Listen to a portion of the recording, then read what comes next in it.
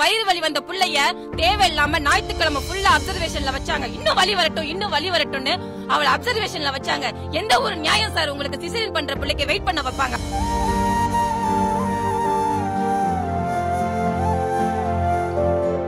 இங்க இருக்கிற எல்லாருக்கும் நான் சொல்றேன், டாக்டர் எல்லாம் பாப்பீங்கல்ல, எந்த சிசேரியன் பண்ண பொம்பளைக்கு சார் இனிமா கொடுப்பாங்க? எல்லா வரிகளும் இந்த ஜெனட் ஆஸ்பத்திரின்னு மூச்சு திணறல் வந்த பிள்ளைக்கு வைக்க வெண்டிலேட்டர் இல்லையா சார் இந்த ஆஸ்பத்திரியில?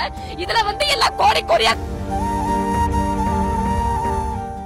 1ஆம் தேதி சனிக்கிழமை நைட்டு அவருக்கு வயிறு வலின்னு சொல்லிட்டு இந்த ஜெனட் ஆஸ்பத்திரியில வந்து அட்மிட் ஆனா அன்னைக்கு அவர் வயிறு வலியோட தான் இங்க வந்திருக்கா. அவளுக்கு 2022லயே ஒரு கட்டி ஆபரேஷன் பண்ணிருக்காங்க. அப்பையில இருந்து இங்கதான் அவ ட்ரீட்மெண்ட் எடுத்துட்டு இருந்தா. அவ ஒரு கிரிட்டிக்கல் பேஷண்ட்ங்கிறது இங்க இருக்கிற எல்லாருக்குமே தெரியும், உங்களுக்கே தெரியும் சார். ஒரு கிரிட்டிக்கல் பேஷண்ட்டுக்கு நார்மல் டெலிவரி பண்ணுவாங்களா, சிசேரியன் பண்ணுவாங்களா? சிசேரியன் தான் பண்ணுவாங்க.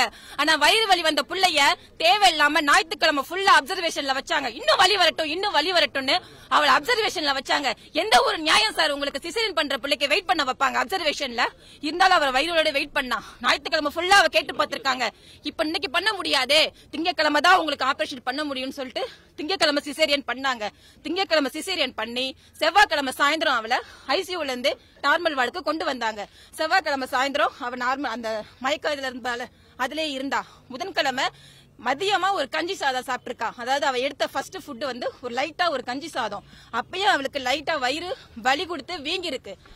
அந்த உடனே அங்க இருந்து பேஷண்ட் சொல்லிருக்காங்க, நர்ஸுங்கள்ட்ட உடனே சொன்னதுக்கு அவங்க என்ன சொன்னாங்கன்னா, ஃபர்ஸ்ட் காரணம் என்ன சொன்னாங்கன்னா, ஸ்டிச்சஸ் போட்டிருக்கோம்ல சிசேரியன் பண்ணி, அந்த வலி உங்களுக்கு ஒரு மாதிரி இழுத்து பிடிச்ச மாதிரி இருக்கும் அப்படின்னு ஃபர்ஸ்ட் நர்ஸ் சொல்லிருக்காங்க. இந்த பொண்ணு சரி ஓகே நாங்களே விட்டுட்டோம். திரும்ப அடுத்து வியாழக்கிழமை, நான் சரியா சொல்றது, மதியம் அவ ரசசாதம் சாப்பிட்டு தண்ணி குடிச்ச உடனே பிள்ளைக்கு ஃபுல்லா வயிறு பெருசா வீங்கி பயங்கரமான வலி கொடுத்திருக்கு. உடனே நர்ஸ கூப்பிட்டோம். வந்து சும்மா அவளுக்கு பேராசிட்டமால் ஆன்டிபயோட்டிக் மட்டும் தான் கொடுத்துட்டு இருந்தாங்க. கேட்டதுக்கு வயிறு வலி அப்படிதாங்க இருக்கும். ஒருவேளை சார் நல்லா நோட் பண்ணுங்க, இவ்வளவு பெரிய ஆஸ்பத்திரியில சந்தேகத்தோட சொல்றாங்க, ஒருவேளை அந்த வயிறுல வந்து கேஸ் ஃபார்ம் ஆயிருந்திருக்கலாம், அதனால வலி வருகும் அப்படின்னு சொல்லிட்டு அவ எப்பெல்லாம் வலின்னு சொல்றாளோ 1 மணி நேரம் வெறும் ஆன்டிபயோட்டிக் மட்டும்தான் அவங்க கொடுத்திருக்காங்க. அப்பயும் அந்த அட்டெண்டர் கேட்டிருக்காங்க, ஏங்க இப்படி சும்மா ஆன்டிபயோட்டிக் குடிக்கிறீங்க? இல்லங்க, நாங்க டாக்டர்கிட்ட கேட்டோம், நர்ஸ் சொன்னது வார்த்தை இதுதான், டாக்டர்கிட்ட கேட்டோம், டாக்டர் தான் சொன்னாங்க ஆன்டிபயோட்டிக் கொடுக்க சொன்னாங்க. அந்த பிள்ளைக்கு அப்பயும் முடியல சார், வலியிலால துடிச்சுக்கிட்டு இருந்திருக்கா. இது ஃபுல்லா வியாழக்கிழமை நடந்திருக்கு. அடுத்து வெள்ளிக்கிழமை அவளுக்கு வலி தாங்க முடியாம பிள்ளைக்கு மூச்சு திணற ஆரம்பிச்சிருக்கு. அன்னைக்கே அவங்க ஏதாவது பண்ணிருந்திருக்கணும்ல. அன்னைக்கு என்ன பண்ணிருக்காங்கன்னா, இங்க இருக்கிற எல்லாருக்கும் நான் சொல்றேன், டாக்டர் எல்லாம் பாப்பீங்கல்ல, எந்த சிசேரியன் பண்ண பொம்பளைக்கு சார் இனிமா கொடுப்பாங்க? அவளுக்கு இனிமா கொடுத்தா சார் கொண்டிருக்காங்க. இனிமா அந்த பிள்ளைக்கு கொடுத்து அந்த மழை எல்லாம் அந்த புள்ள பிளட்ல ஃபுல்லா இன்ஃபெக்ட் எல்லாம் முடிஞ்சிச்சு சார். நீ வெள்ளிக்கிழமை சாயந்தரமும் அந்த பிள்ளை இங்கே தான் சார் வச்சிருந்திருக்காங்க. அந்த பிள்ளையால முடியல. சனிக்கிழமை வரைக்கும் இதே ஆஸ்பத்திரியில சார். இன்னொரு ஒரு கொடுமை, எல்லா வரிகளும் இந்த ஜெனட் ஆஸ்பத்திரின்னு மூச்சு திணறல் வந்த பிள்ளைக்கு வைக்க வெண்டிலேட்டர் இல்லையா சார் இந்த ஆஸ்பத்திரியில? இதுல வந்து எல்லாம் கோடியா கொடுத்து ஏமாறீங்களே. வெண்டிலேட்டர் இல்லாத இந்த ஆஸ்பத்திரியில ஒரு ஆஸ்பத்திரியா சார்? தயவு செஞ்சு இந்த ஆஸ்பத்திரிக்கு நம்பியே வராதிங்க. சனிக்கிழமை வரைக்கும் இங்க வச்சு முடிச்சுட்டாங்க சார்.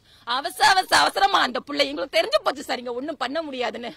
அடுத்து கேஎம்சிக்கு இவங்களே ரெஃபர் பண்ணி இவங்க ஆம்புலன்ஸ்லயே அந்த புள்ளைய கேஎம்சிக்கு அனுப்பிச்சிட்டாங்க சார். கேஎம்சி போன புள்ள, அன்னைக்கு போன புள்ள சாகர வரைக்கும் அந்த புள்ள கண்ணையும் திறக்கல ஒன்னையும் திறக்கல சார். கேஎம்சில சொன்னாங்க, டாக்டர்கிட்ட கேட்டதுக்கு அந்த பொண்ணு அங்கேருந்து வரப்பையும் சிவியரா தாம்பா வந்திருக்கு, இங்க ஆபரேஷன் பண்ணி பார்த்ததுல ஏதோ குடல்ல லைட்டா ஓட்டையான் சார். லைட்டா ஓட்டப்பட்டதுனாலதான் அந்த பிள்ளைக்கு இனிமாயும் கொடுத்து எல்லாம் கலந்து பிளட் எல்லாம் கலந்து அந்த பிள்ளை இன்னைக்கு உயிரோட இல்லாம போயிருச்சு சார். நேத்து நான் போய் பார்த்தேன் சார் கேஎம்சில, அந்த பிள்ளைய மூஞ்செல்லாம் வீங்கி என்னென்னமோ வச்சிருந்தாங்க.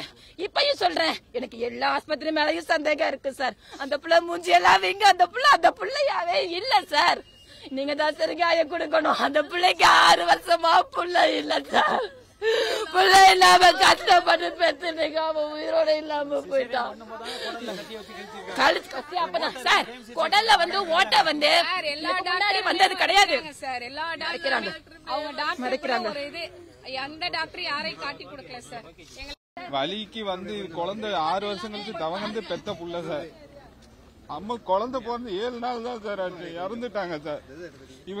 இவங்களோட ஒரு அலட்சியத்தால அவங்க சொன்ன அந்த அவங்கள்ட்ட எல்லா ரிப்போர்ட்டும் இருக்குது. அவங்களோட எல்லாம் குறைஞ்ச பிபி எல்லாம் குறைஞ்ச டீட்டெயிலா அவங்க ரிப்போர்ட்ல இருக்குது. அன்னைக்கு அமிச்சிருந்தா கூட என் ஒய்ஃப் இன்னைக்கு இருந்திருப்பா சார்.